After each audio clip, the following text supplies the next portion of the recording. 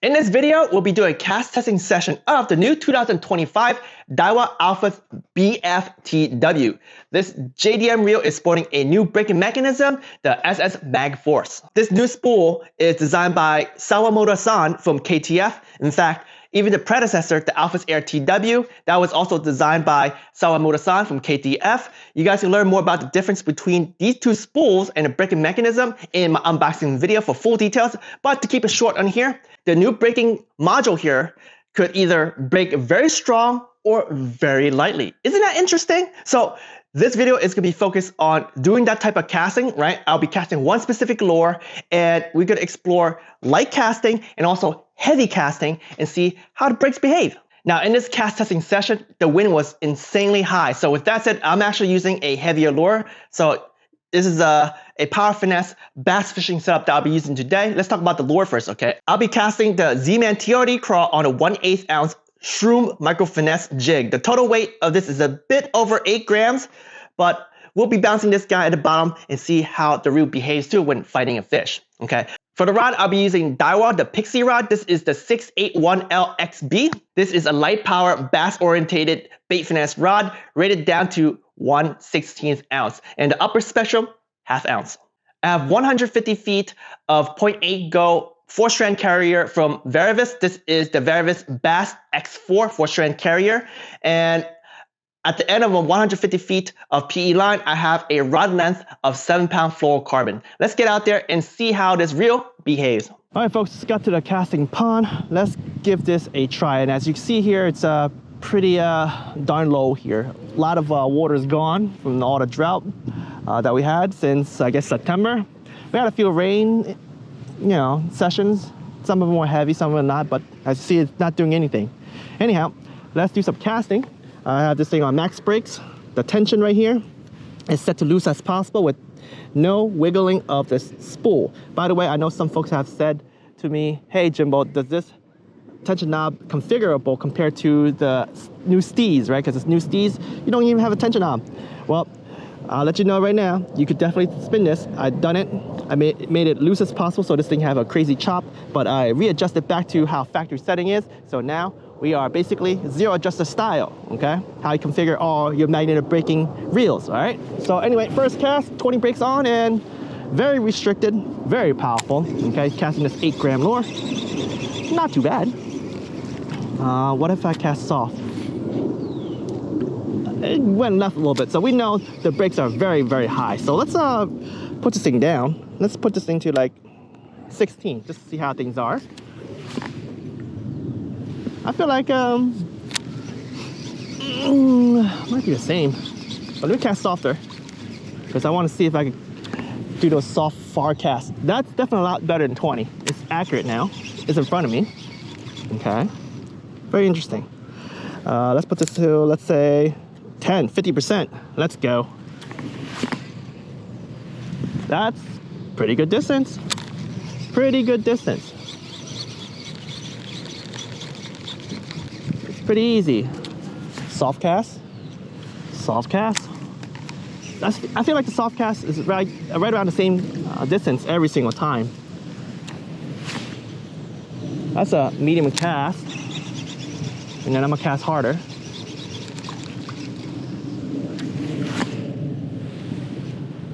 Okay. I feel like it gets some more distance. Let's try it. People complain about the SS Air 28mm spool casting not far. Well, let's find out if the 30mm style one can cast far.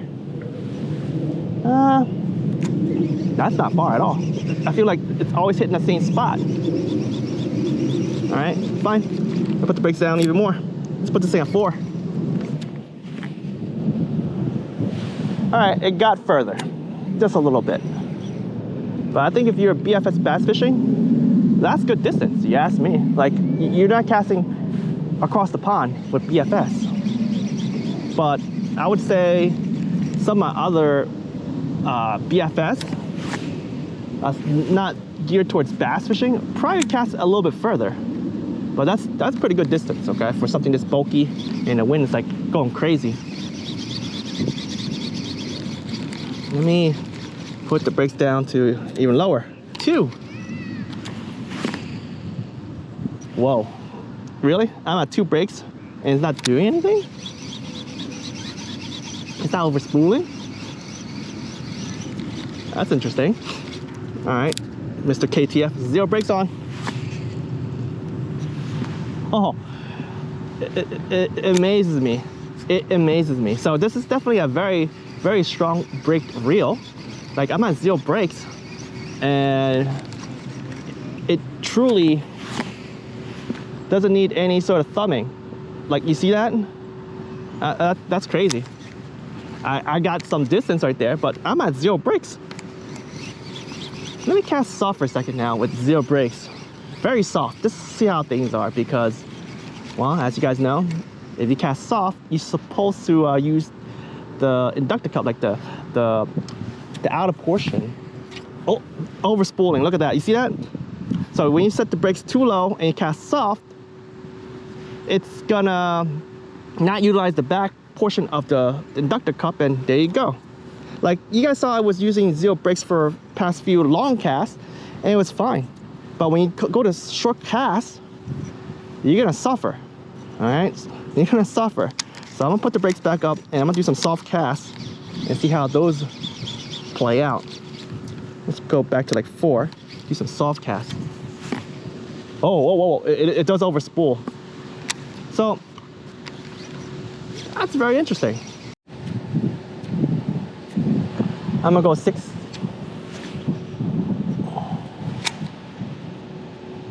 Okay, so 6 brakes, you casting, if you're just, you know, doing short distance casting. That's actually not bad.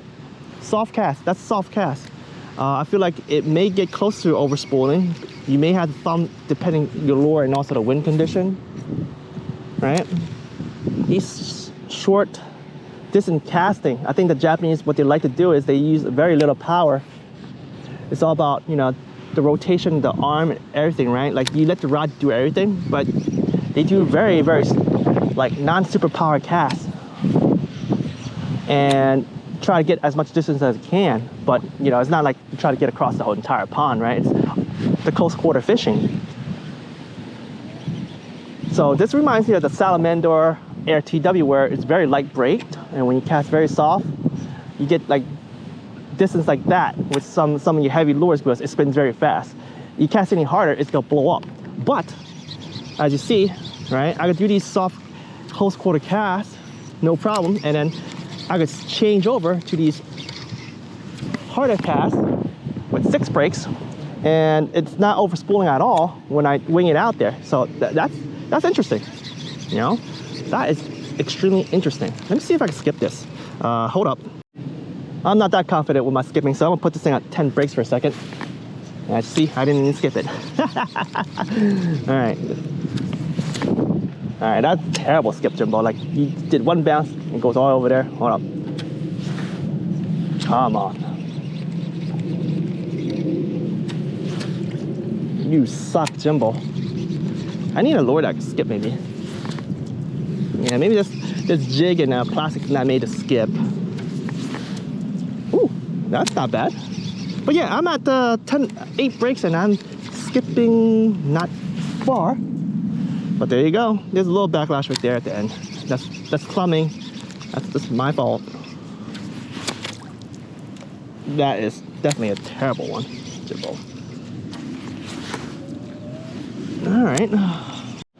All right, we got the wind-blown side, and then we'll fish pretty much the deep side, like right there.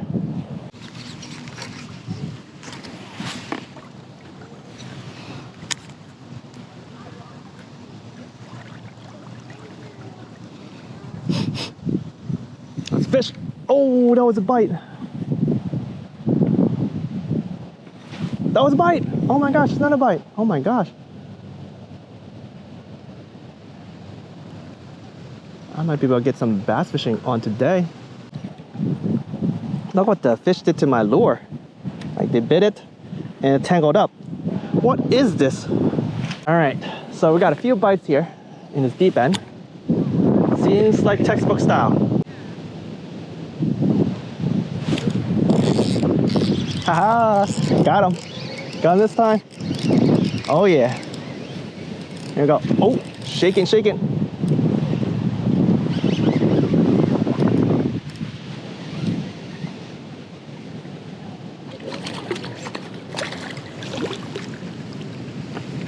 Oh yeah. Look at that beautiful, beautiful fish. All right. Here we go. Off you go. Yeah. Let's go that way.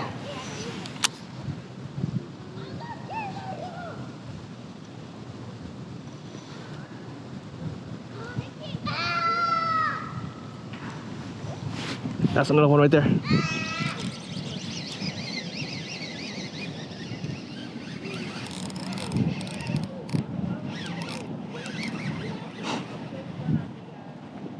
All right. Woo. Man, I love it when you catch these winter bass. I mean, look at the colors. And wow, that kid is going crazy.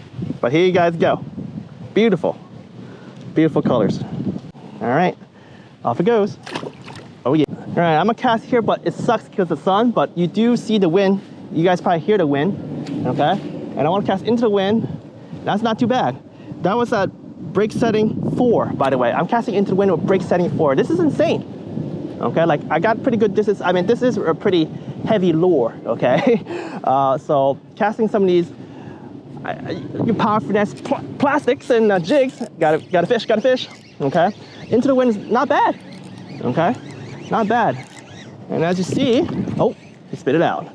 As I was trying to say, while reeling that last fish in, the Z-Man TRD CrawZ is amazing. Catching fish, cold water, you gotta give it a shot. Net rigging or, you know, something like this, you know, small tiny crawls, it will get fish, okay? But anyway, let's wrap up today's video. We are gonna talk all about this new Daiwa BFTW because it's fantastic. I want to talk about the braiding system first, so let's get to it. So this reel here, very amazing, very versatile. I'm loving it. I can't wait to get back out there to do more fishing and explore it even more. Because this video here, you know, this casting session, I only focused casting that one lure because it was very, very windy, and I just want to focus on exploring the breaks. But in the future, I will be exploring casting this reel and see how light it could go and also how it behaves with light lures. But anyway, this reel here is fantastic because when you cast hard, it's gonna apply more brakes, but when you cast light, it's apply very light brakes. It's amazing, it's crazy, okay? So let's put some numbers on here so that you guys kind of get a general sense of what I'm talking about, okay? If you guys watched